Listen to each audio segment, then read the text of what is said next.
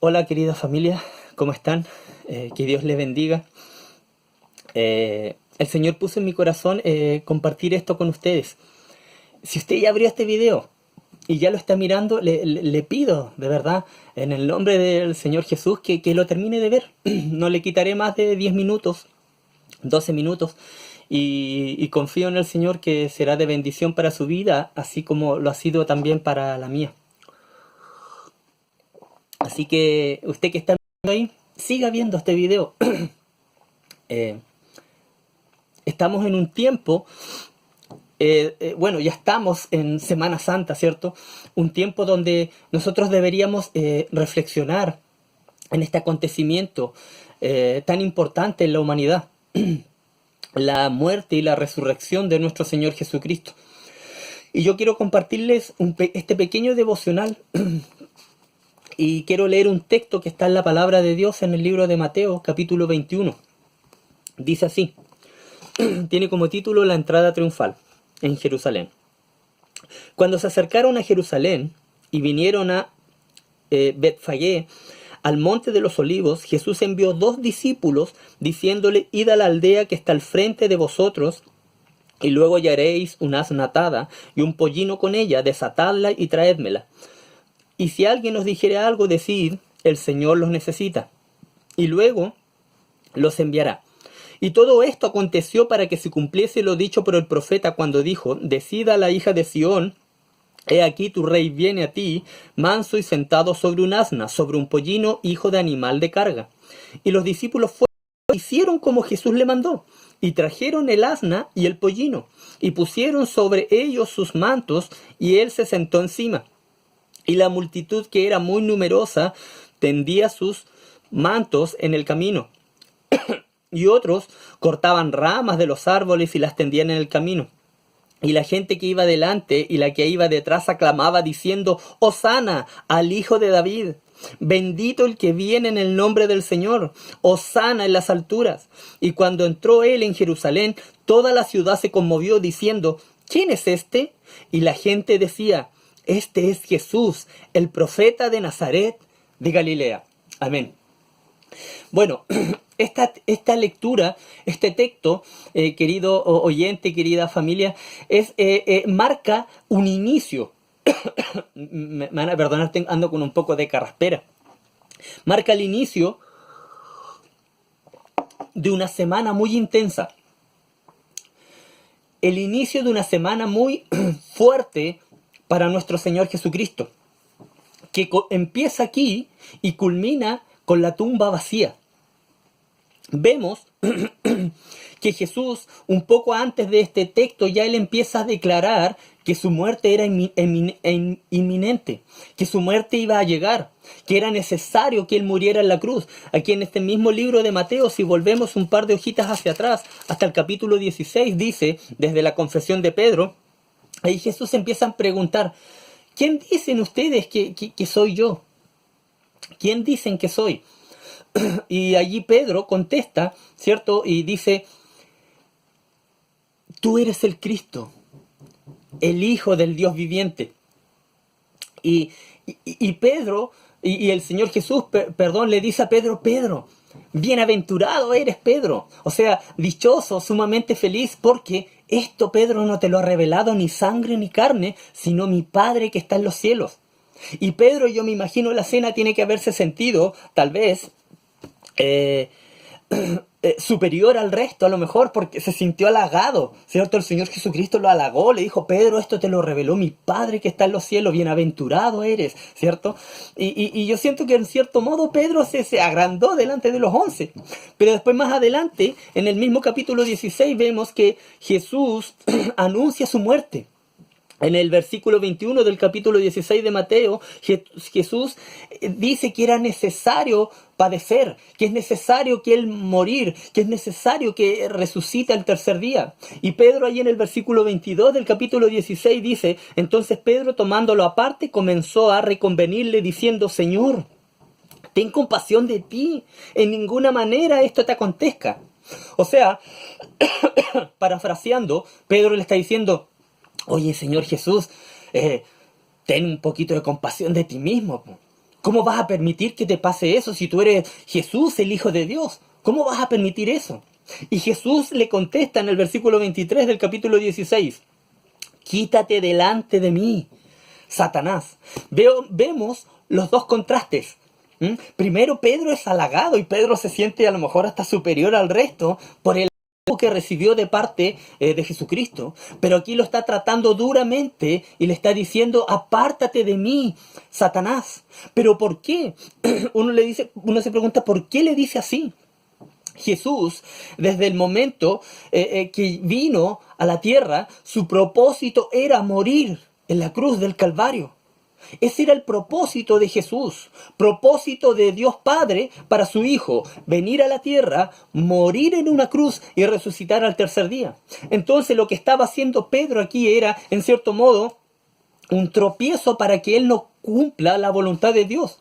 Y por eso que el Señor Jesucristo le dice a Pedro: apártate de mí, Satanás. Porque el Señor Jesús sabía a lo que había venido, ¿cierto?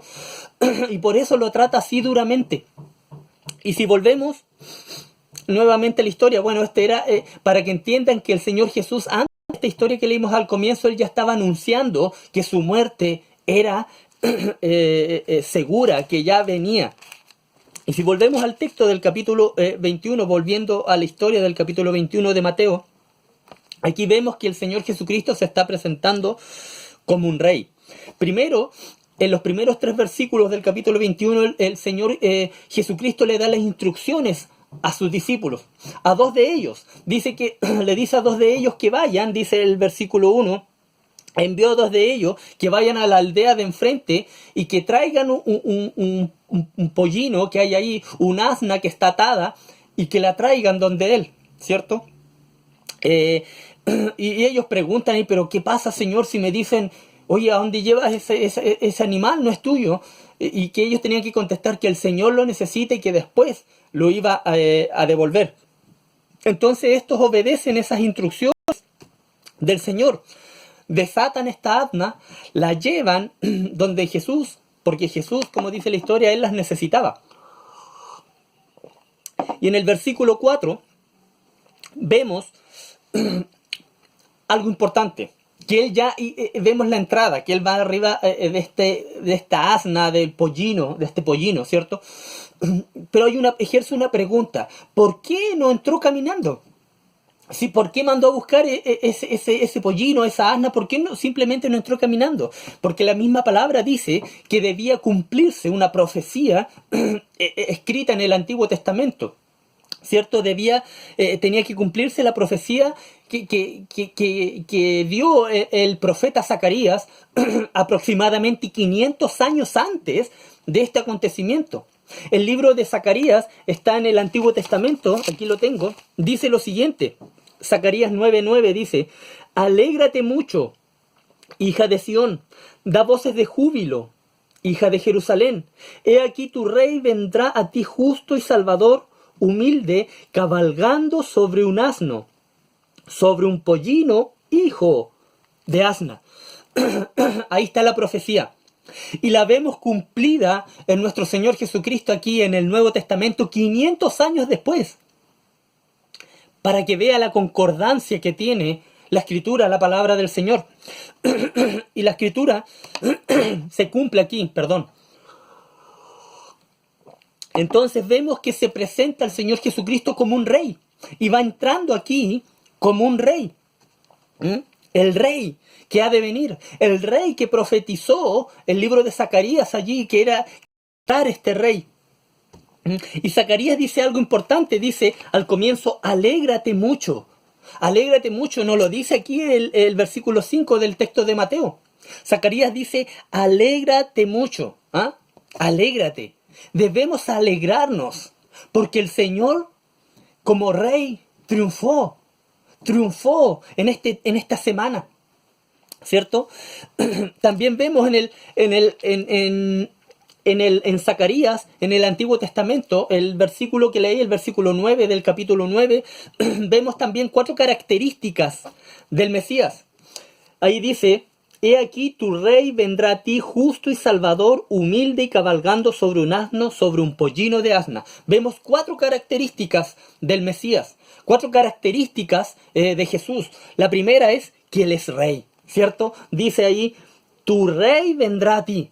Esa es una característica del Mesías, ¿cierto? Que es un rey. Otra característica, que Él es justo. Dice, tu rey vendrá a ti justo. ¿Ah? Él es un rey justo. Y Él es justo. La segunda característica que hay ahí en el versículo 9 de Zacarías. Hay otra característica que Él, y una de las más importantes, que Él trae salvación. Dice, justo y salvador. Él es el que trae la salvación, nuestro Señor Jesucristo. Y la cuarta característica, que Él es humilde. Humilde. Son cuatro características del Mesías.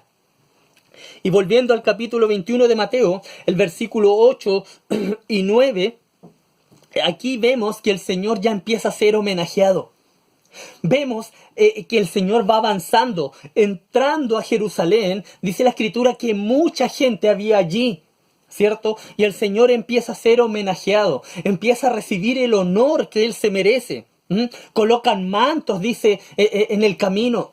Cortaban ramas de los árboles y las colocaban también en el camino. Este acontecimiento es conocido como el Domingo de Ramos. Este acontecimiento ocurre justo una semana antes de la resurrección de nuestro Señor Jesucristo. Por eso que se conoce como el Domingo de Ramos. Digamos, este acontecimiento ocurrió el domingo que pasó. Y la gente empieza a homenajear, a darle honor al rey, ¿cierto?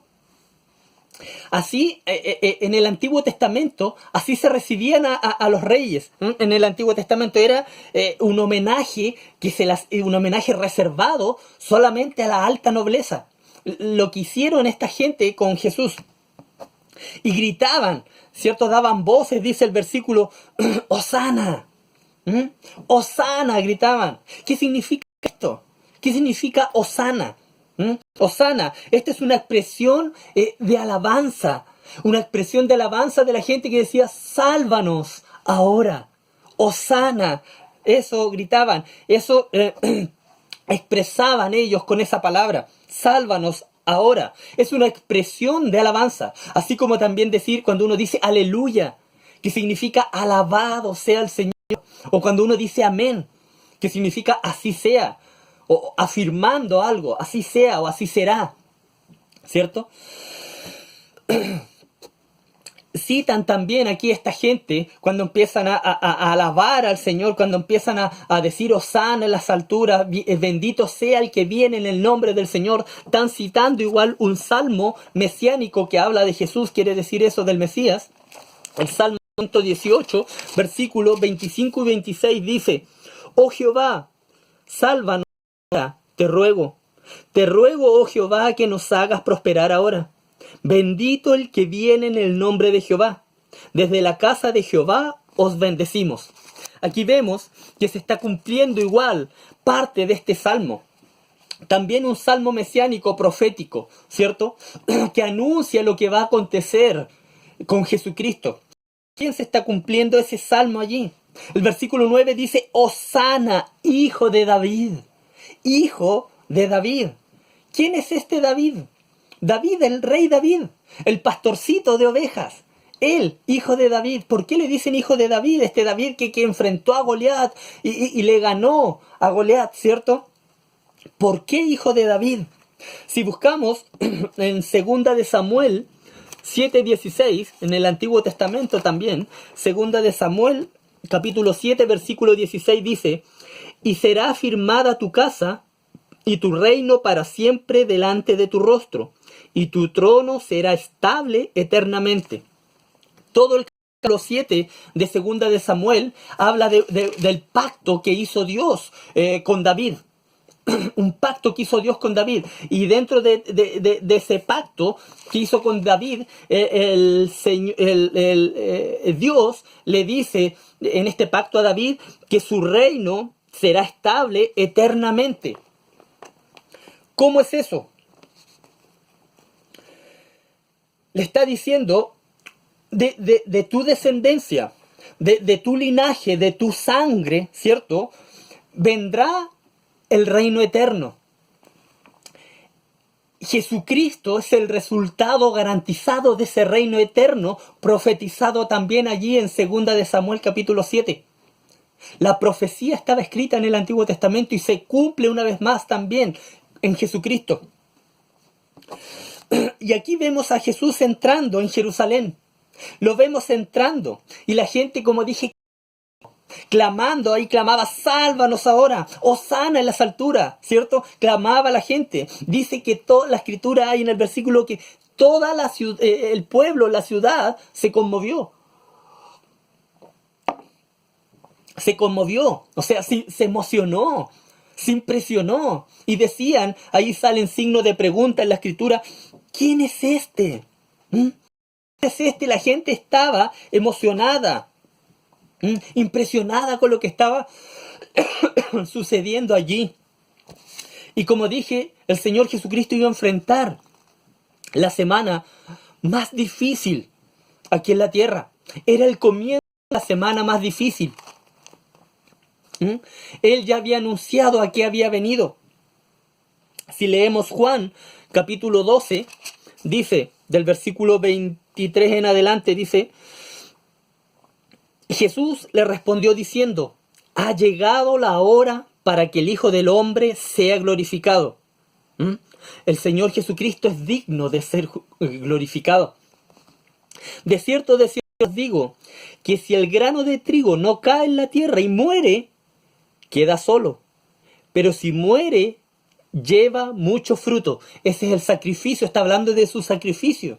Que es necesario que Él muera para que después lleve fruto, ¿cierto? La resurrección del Señor Jesucristo es el triunfo del mismo y por ende el fruto para nosotros.